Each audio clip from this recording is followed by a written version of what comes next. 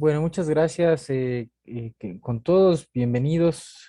Me presento, yo soy Paul Espinosa, también parte del equipo del CERCOP que está atrás de la metodología de la Datatón, junto con Ricardo González, que como un innovador del ecosistema en Quito y en Ecuador, en temas de emprendimiento e innovación, hemos estado apoyando este proceso.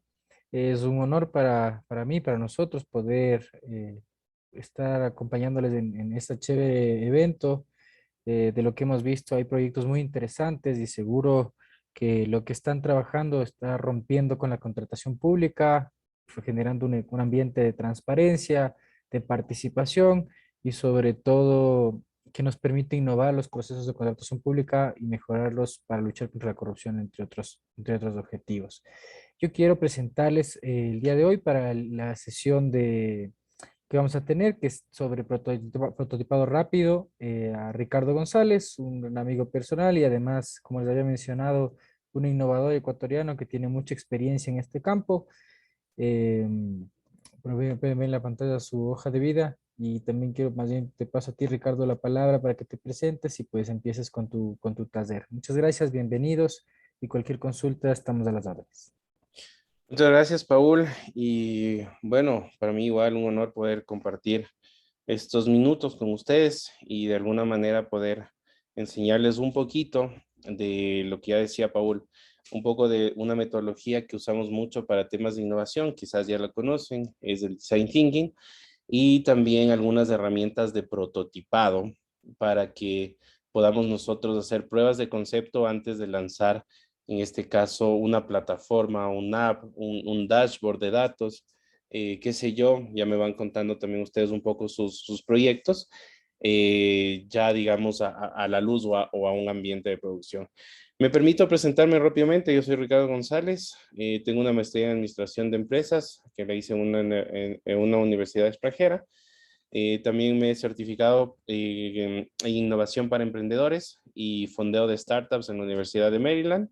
He sido juez, mentor, organizador de uno de los eventos de emprendimiento e innovación global, quizás uno de los más importantes en la comunidad actualmente, que es el Startup Weekend, en versiones Colombia como Ecuador. Y fui honrado en el 2017 en ser invitado como mentor a Seed Stars Summit en Suiza, que es uno de los eventos de emprendimiento e innovación con más impacto, ¿sí? Lo voy a decir así, en Europa, ¿sí?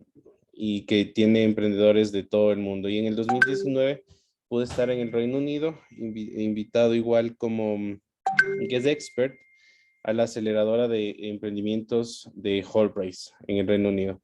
Soy emprendedor, he fundado más de 7 emprendimientos, obviamente no todos han sido exitosos, muchos de ellos no me gusta llamarlos fracasos, sino aprendizajes, y también me desempeño actualmente como experto en innovación en una empresa de tecnología y de blockchain, de ciencia de datos, de IoT y de inteligencia artificial que se llama Nuo Corp. Estoy ahí como experto de innovación y también me desempeño como docente a nivel de maestrías en algunas universidades de Ecuador. Eso es un poquito mi background, que es bueno que lo conozcan.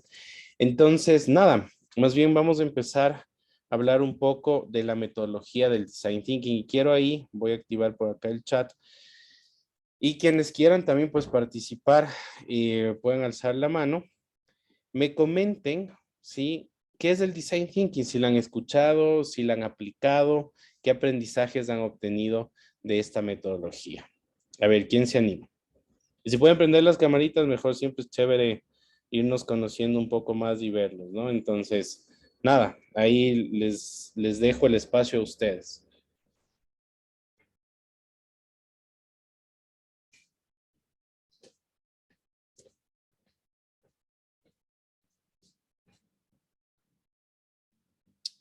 ¿Quién ha escuchado algo sobre el Design Thinking? ¿Qué es? ¿Para qué puede servir? ¿Qué idea les viene a la mente cuando leen Design Thinking? ¿Qué es? ¿Qué es esto del Design Thinking?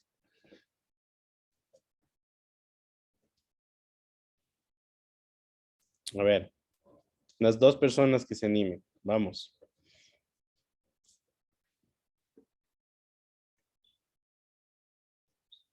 No, bueno, vamos entrando en calor y ahí de pronto se animan también a comentarnos. Quisiera que me comenten sus proyectos para ir trabajando un poco la metodología, en este caso, pues, asentándolo un poco en cada uno de sus proyectos. Ok. Design Thinking combina el tema del diseño, ¿sí? Viene justamente desde esa parte. Traduciéndolo textualmente sería diseñar pensando o pensando en diseñar. Pero el design thinking es una metodología que nos invita a diseñar o a pensar en diseñar soluciones, esa palabra es muy importante, soluciones para problemas o necesidades, en este caso, teniendo al humano en el centro. Eso es clave en el design thinking. Entonces, siempre la persona, el humano va a estar en el centro. Entonces, esta metodología nos permite, primero, conocer muy bien a nuestro cliente, si hablamos de un tema de emprendimiento. En el tema, por ejemplo, de una organización o de un proyecto, conocer muy bien a los beneficiarios de ese proyecto, ¿ya? Para eso, la primera etapa, empatizar, y ahora vamos a escudriñar un poco más a profundidad, nos invita a preguntarnos, ¿sí? Si yo fuera el cliente, si yo fuera el beneficiario, ¿qué necesidades necesito satisfacer? ¿Qué problemas necesito resolver? ¿Qué encuentro, sí, actualmente en el mercado? ¿Qué veo? ¿Qué siento? ¿Qué oigo? ¿Qué escucho? ¿Cómo está el entorno? ¿Sí? En esta etapa de empatizar tenemos varias herramientas que podemos usar. Una que vamos a verlo un poco más en profundidad se llama mapa de empatía, en el cual vamos a poner en el centro justamente a nuestro beneficiario, a nuestro cliente, a nuestro usuario, ¿sí? Y vamos a empezar a empatizar con él. Hay varias herramientas que incluso son súper inmersivas. Les voy a nombrar una que me gusta mucho, pero que es muy inmersiva, que son los estudios etnográficos, por ejemplo, que es literalmente ir a vivir con el cliente, con el usuario, con el beneficiario. Entonces, dentro de una de mis consultoras, hacemos este tipo de estudios. Entonces, nos metemos dentro de una comunidad, dentro de una sociedad, vivimos, convivimos con él, con ellos, determinamos los arquetipos y los conocemos a profundidad. Entonces, con el único, por decirlo así, objetivo, ¿sí? De que de ahí en adelante mitiguemos el riesgo al no conocer bien, en este caso, al beneficiario, al cliente o al usuario. Luego de empatizar, vamos a definir, ¿sí? Aquí definir es definir un reto puntual. A mí me gusta que este reto sea SMART. Les voy a escribir en el chat que sea SMART. Creo que no estoy habilitado para el chat. Bueno, intentarlo. Sí, no estoy habilitado para escribir en el chat. Pero SMART significa que sea específico, medible, alcanzable, real o retador, ¿sí? Como ustedes ven, es un acrónimo, y definido en un tiempo determinado. Eso es muy Te importante. habilité el chat, Ricky. Ah, dale, muchas gracias, Paula. Entonces, ahí sí les comparto ya las siglas de SMART para todos. Ok. Específico, medible, alcanzable, real o retador y definido en un tiempo. Entonces, ustedes se preguntarán, ¿y qué es ese grafiquito que está en la parte de abajo como unas curvas? Eso son o corresponde al pensamiento convergente y divergente que nosotros tenemos que hacer en el proceso de design thinking. ¿Qué es convergente? Si partimos de mucho y llegamos a un punto. ¿Qué es divergente? Partimos de algo y empezamos a abrirnos. Entonces, en la primera etapa de empatizar, debemos tener un pensamiento divergente. Es decir, aquí nos importa mucho más la cantidad de ideas que la calidad, por decirlo así. Aquí no hacemos juicios de valor. Aquí nos importa tener la mente abierta para adquirir mucha más información. En esta etapa divergente nos interesa también explorar. Esa es una palabra clave, explorar qué hay en el entorno. Cuando empatizamos con el cliente, qué ve en el entorno, proponer nuevos escenarios, ¿sí? Y luego, con toda esa información, debemos entrar a una etapa convergente. En esta etapa convergente lo que hacemos es, bueno, ya tenemos toda esa información y ahora debemos definir un reto que queremos solucionar, ¿ya? Voy a poner un ejemplo de lo que no se debe hacer. Por ejemplo, si vamos a empatizar con niños en estado de hambruna, ¿sí? Entonces empezamos a empatizar con ellos, vemos qué pasa, por qué hay un tema de hambre infantil, cuáles son las comunidades, sectores, poblaciones, países que tienen más alto o alta tasa de desnutrición infantil, etcétera. Bueno, ahí estamos empatizando, estamos abriendo. Pero si vamos a definir un reto, no podríamos decir vamos a acabar con el hambre mundial. Sí, porque nos quedamos ahí, es demasiado grande. Entonces, lo que debemos es ser smart, por ejemplo. ¿Y cómo podríamos, sí, idear un plan de nutrición para niños de 6 a 12 años, voy a poner ese rango de edad, en la ciudad de Quito, ¿sí? Con fondos público-privados, y alcanzar o bajar la tasa de desnutrición en 2 puntos a finales del 2022. Específico, medible, alcanzable, retador y en este caso definido en un tiempo. Ahí estamos haciendo convergencia. Entonces ahí ya de toda esa información decimos esto puntual queremos resolver. Esto puntual para este segmento de mercado. Esto específico, en este caso, para lograr solucionar ese problema.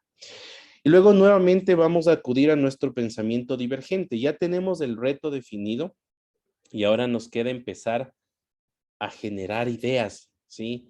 De cómo solucionarlo. Y ahí, nuevamente, pensamiento divergente. Nos importa mucha cantidad de ideas.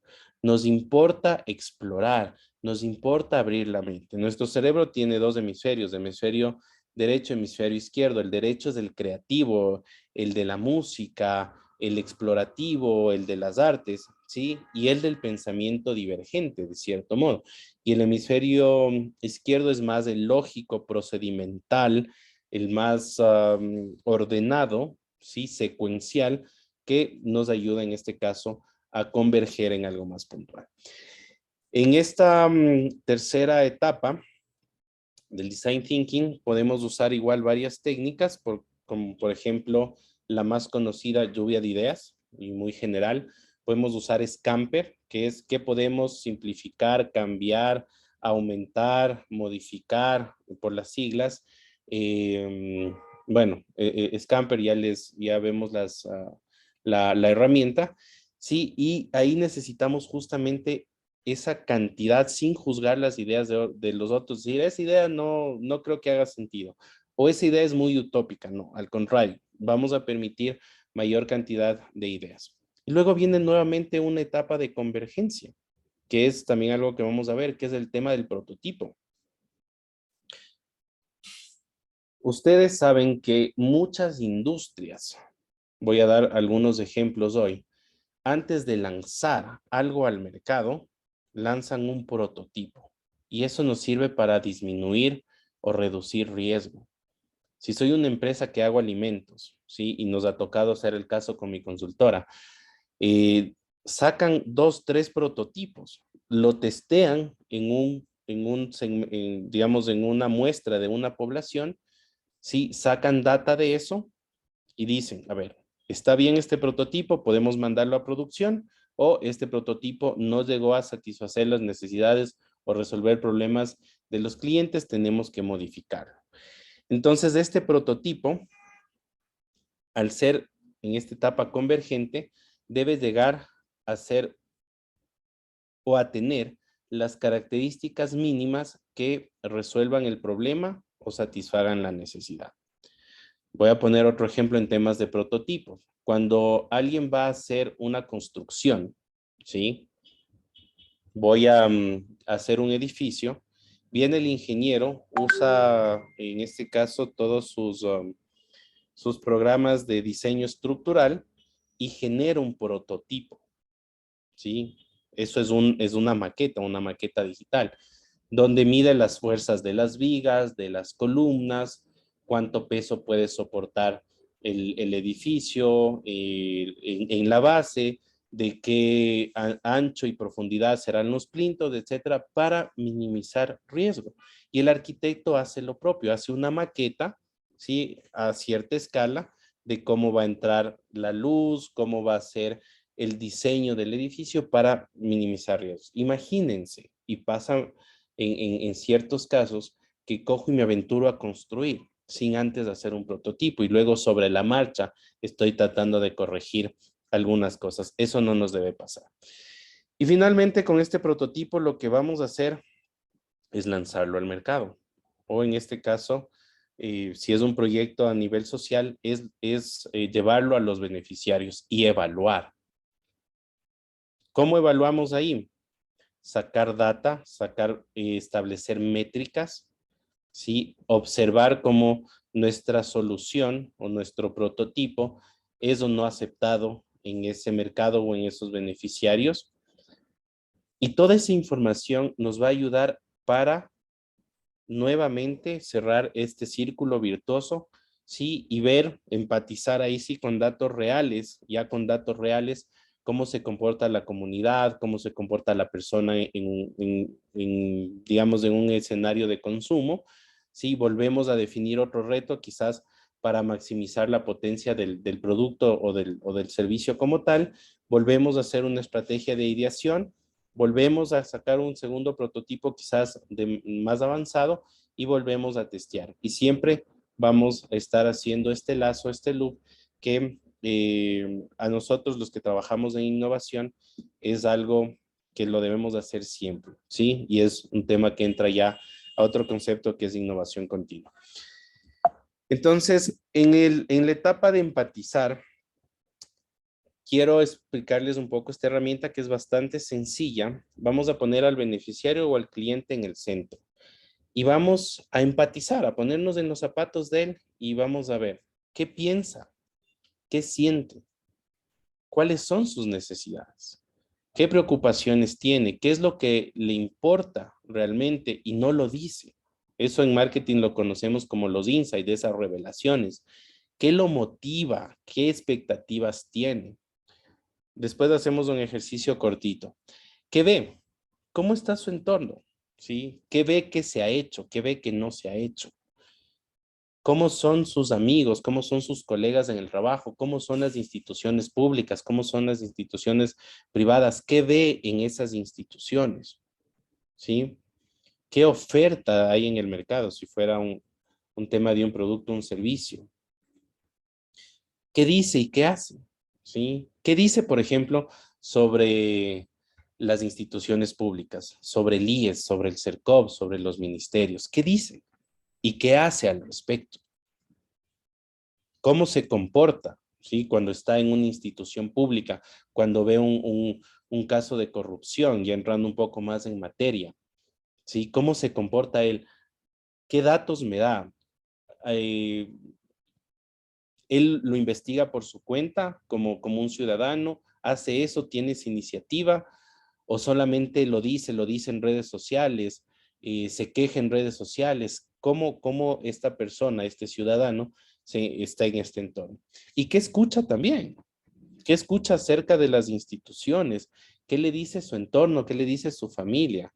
¿Qué le dicen las instituciones públicas? ¿Sí? Etcétera.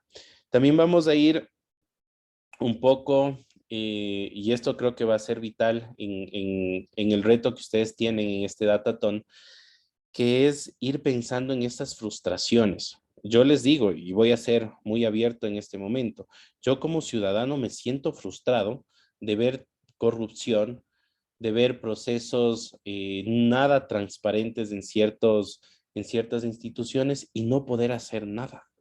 Eso me frustra, ¿sí? Pero me motiva, por ejemplo, que hay personas como ustedes que están en esta Datatón que quieren romper ese status quo, que quieren romper esas barreras, esos paradigmas y hacer algo. Entonces, yo estaría encantado de, como ciudadano, apoyarles con datos, con mis sentires, con mis pesares, con mis pensamientos, con mis ideas, qué sé yo. Entonces, quizás eso a un ciudadano también le motiva el ser tomado en cuenta para tomar, en este caso, no solo decisiones, sino los datos que nos lleven a las decisiones. Eso en cuanto al tema del mapa de empatía. Voy a pasar esto un poquito rápido. Entonces aquí viene el tema ya del reto y cómo podríamos y que sea un reto SMART. Entonces, en este reto, yo les invito a que ustedes piensen justamente en cuál es esa parte dolorosa, ¿sí? Que van a resolver con el reto, pero muy puntual. ¿Sí? Si nos quedamos en, vamos a resolver el tema de la corrupción, es muy utópico, lo creo así. Pero si vamos a resolver el problema de que los datos, al estar abiertos de los ministerios y que los ciudadanos puedan entrar a una plataforma y ser veedores de los procesos de contratación pública, ya estamos siendo mucho más específicos. ¿Cómo vamos a medir eso? ¿Qué métricas piensan plantear ahí? ¿Cómo vamos a alcanzar eso? ¿Qué tecnología necesitamos? Necesitamos cadenas de bloques para encriptar la información de oferentes o proveedores del Estado. Necesitaremos inteligencia artificial para que aprendan los algoritmos acerca de cómo está o cómo se puede dar un proceso más transparente. Necesitaremos redes neuronales que, no sé, eso ya es la parte técnica que ustedes en este caso son quienes me dan cátedra a mí. Que sea retador, que nos motive a hacerlo, ¿sí? Que realmente, digamos, lo vamos a lograr y definamos en un tiempo para que no nos dilatemos mucho. Hagámoslo esto en un año, en 6 meses, en año y medio, qué sé yo. Luego viene la etapa de la ideación, que donde van a poner ya ideas en firme, ¿sí? Mucha cantidad de ideas, puede ser el brainstorming o la lluvia de ideas como lo explicaba anteriormente, o este Scamper, que en algún momento también funciona. Hay otra técnica que me gusta, que es los mapas mentales, que partimos de una idea de solución y vamos sacando múltiples ramas y vamos a ir extendiendo. Recuerden que estamos en pensamiento divergente para poder escudriñar más posibilidades. Nosotros en emprendimiento e innovación decimos, nunca, nunca te enamores de tu producto o de tu servicio, ¿sí? Porque piensas que ese producto es lo máximo y que está perfecto y que quieres llegar a la perfección con él. No, no te enamores de eso, enamórate del problema, ¿sí? Entonces, cuando te enamoras del problema, vas a querer darle 1, 2, 3 o 1000 posibilidades de solución. Y ahí vas a encontrar muchas posibilidades de solución y no solo una, como sucede cuando te enamoras, en este caso, de tu proyecto. Voy a cambiar de presentación en honor al tiempo. Tenemos creo que unos 10, 15 minutos. Sí, para empezar a hablar un poco ya del tema de prototipaje, ¿sí?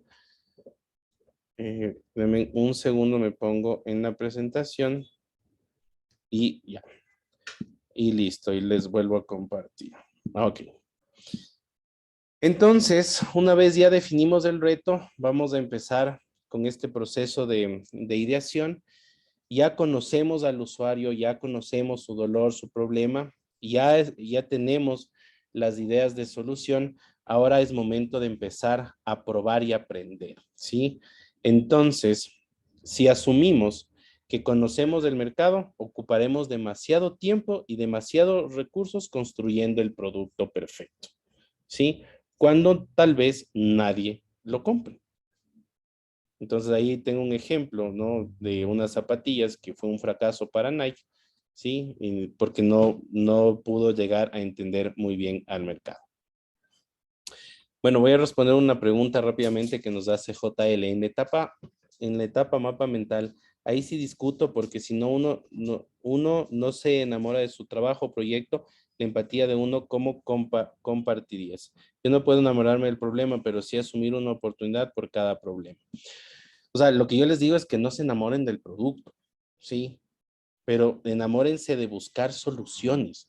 Y en ese momento, en la etapa de ideación, no es bueno empezar a discutir, sino categorizar, ¿sí? Y luego de eso, cuando ya tenemos el entendimiento de cuál es la solución que debe ser deseable, ¿sí? Es decir, que el cliente o el beneficiario la desee. Dos, que sea factible, es decir, con los recursos que tengo, con la tecnología que tengo, lo pueda hacer. Y la tercera categoría es que sea viable, perdón, sí, viable.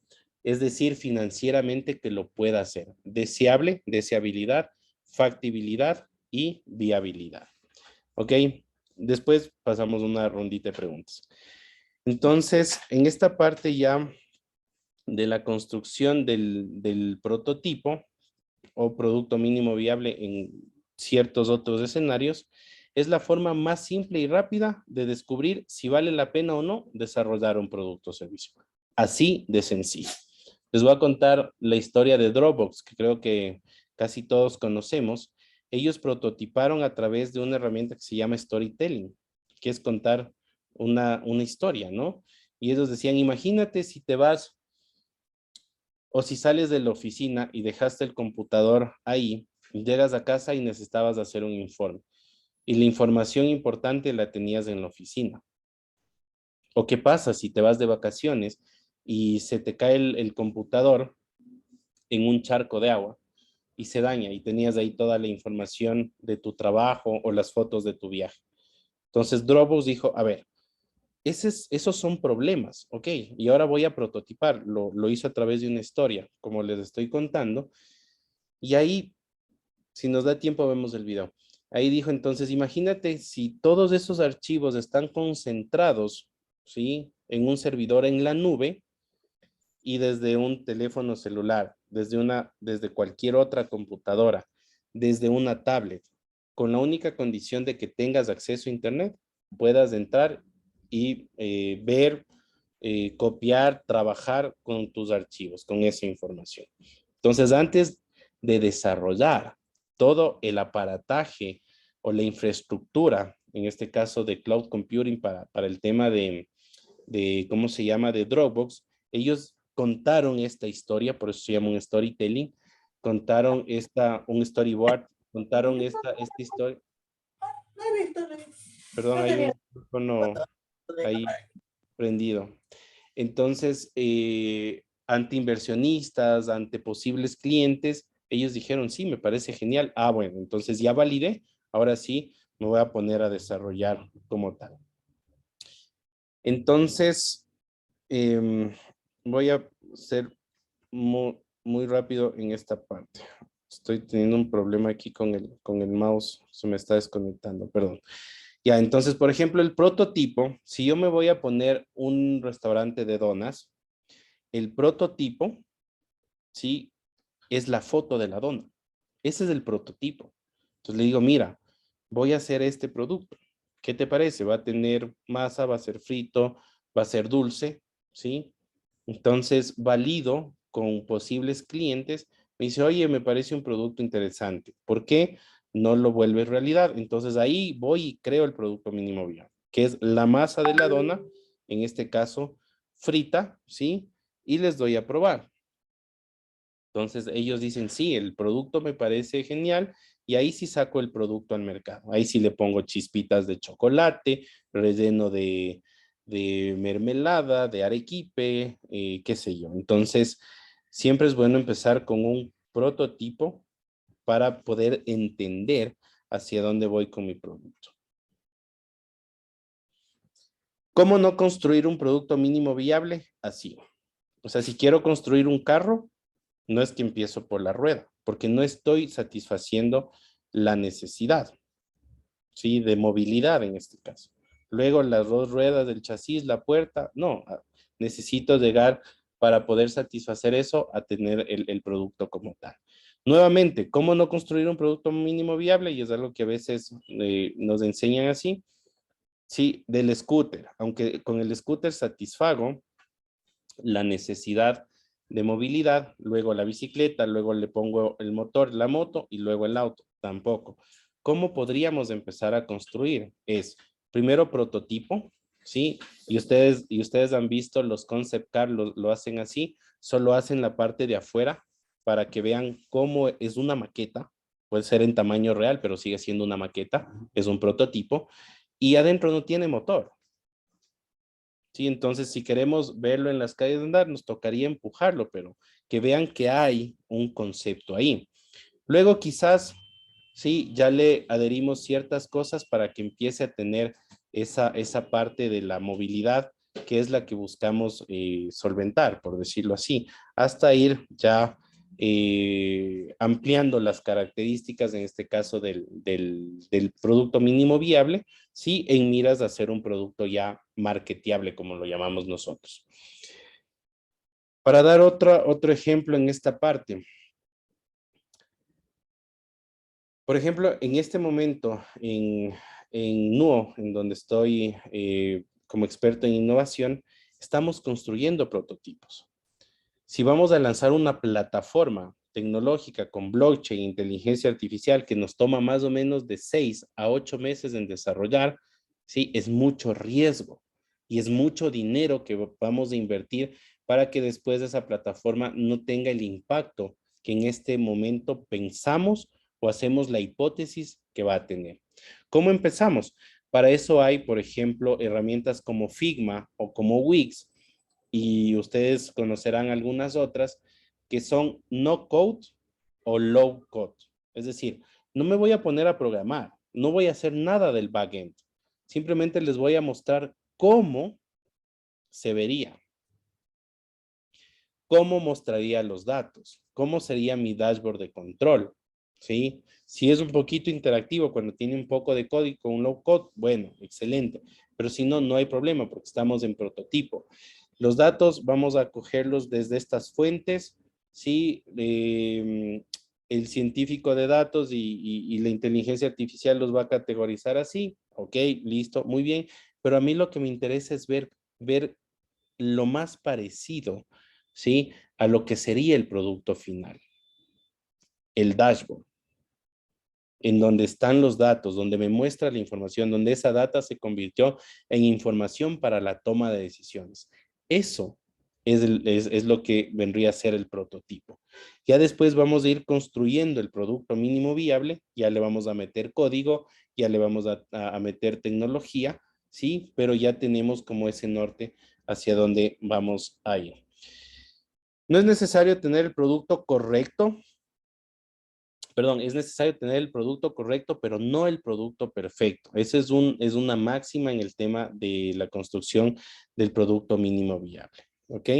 Y finalmente, ya para ir cerrando esta parte, siempre tengamos esta mentalidad de prototipaje. ¿Sí?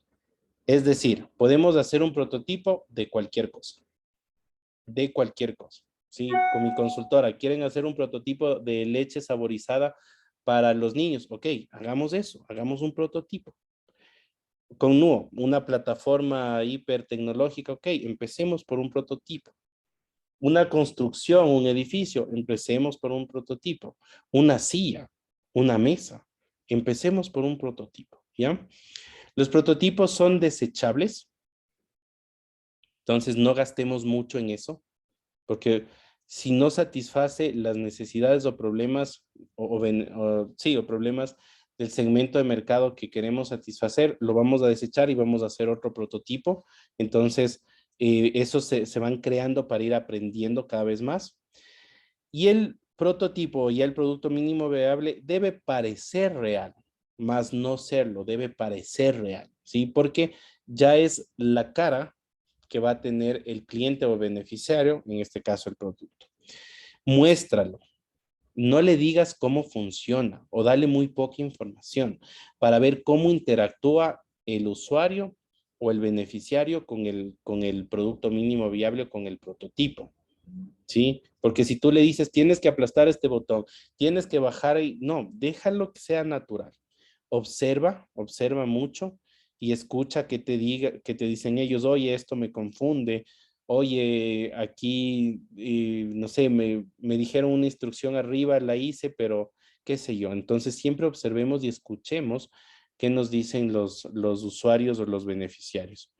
Y además de datos cuantitativos, siempre es bueno datos cualitativos, percepciones, emociones. Nosotros hicimos un prototipo para Bancolombia, el banco más grande de Colombia, de un tema de una pasarela de pagos. Entonces, datos cuantitativos lo podíamos tener de todo lado, pero los cualitativos eran los que nos importaban para ver si el cliente se iba a enganchar o no con esta solución que el banco quería establecer. Entonces, a algunos les frustraba, a otros les sorprendía, otros se enojaban. Entonces, no te lo van a decir abiertamente, oye, me enojé por esto, pero tú observando, escuchando, entrevistando, haciendo un grupo focal, ¿sí? Puedes llegar a obtener esos datos cualitativos o esa información cualitativa. Ah, en el minuto tal, cuando quiso hacer el pago, se frustró porque no aceptaba Visa. Voy a especular. En el minuto tal, cuando presenté la información, los colores estaban tan brillosos que hizo así el cliente, se refregó los ojos. Ah, bueno, estamos manejando quizás colores incorrectos en cómo vamos a mostrar la información. Entonces, esa información cualitativa es súper importante recabarla y no dejarla en segundo plano. Pasemos entonces, por favor, en estos 5 o 6 minutos ya los organizadores me dirán qué tiempo tenemos para resolver unas 2 o 3 preguntas, por favor. Quienes tengan alguna pregunta, lo pueden hacer por el chat o si gustan pueden levantar la mano y las vamos respondiendo.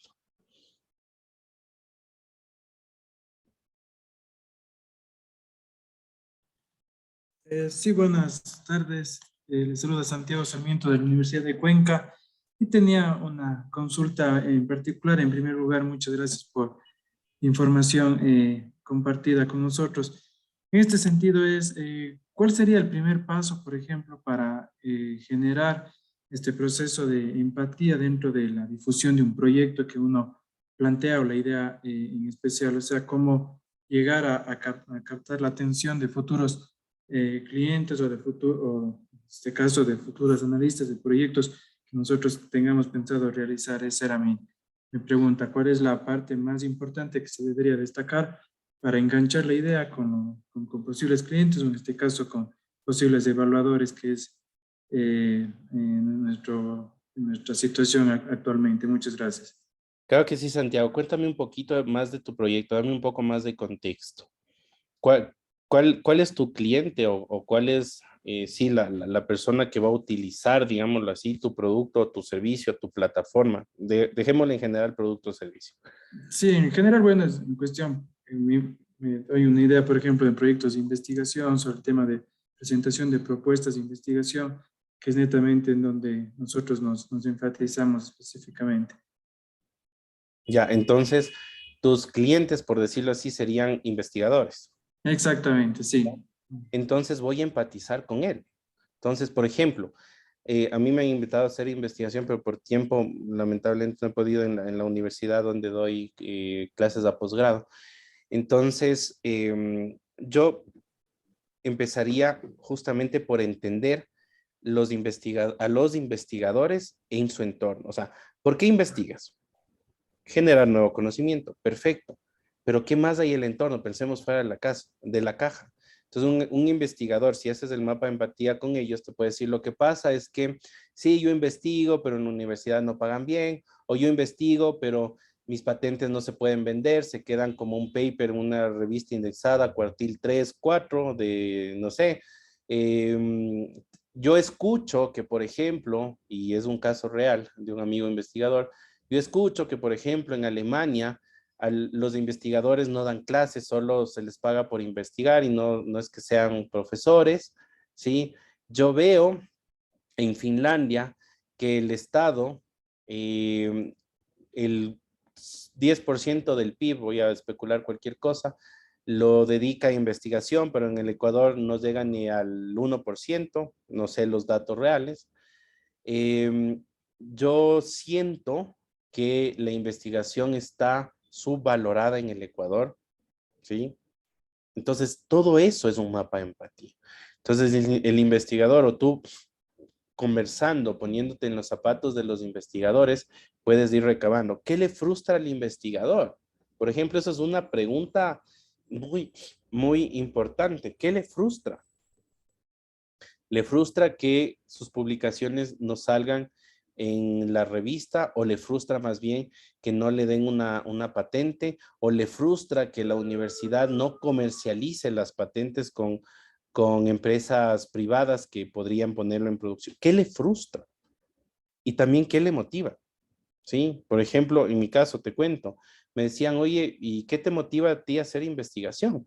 Digo, lo único que me motiva en este momento para meterme a hacer en una investigación es que lo que yo investigue tenga un fuerte impacto en el tema de innovación. Es lo que me motiva, ¿sí? Como las neurociencias, porque estoy metido un poco en ese campo también, sí pueden impactar en los procesos de innovación dentro de las empresas. Ese es mi mayor motivante, pero hay muchas cosas más que me frustran que por eso no me he metido a hacer investigación. Entonces, si conocemos o vamos escudriñando a unos 5 o 6 investigadores, no más, ¿sí? 5 es un buen número, 10 es ya mucho cuando hacemos estos procesos, pero 5 es un buen número, ya tenemos toda esa información y decimos, bueno, listo, este es mi mapa de empatía, estos son la información que he podido recabar, ahora sí definamos el reto. Se me ocurre en este momento. ¿Y cómo podríamos motivar, voy a partir de eso, a los investigadores de la Universidad de Cuenca para duplicar el número de investigaciones de la universidad y articular a la empresa privada para finales del 2022? Entonces, cuando tú te pones en ese, ¿y cómo podríamos?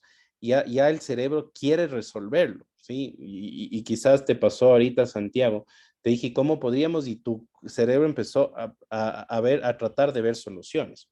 Entonces, ahí sí, bienvenidas todas las ideas, bienvenidas las soluciones. Listo, eso te puedo contestar, Santiago.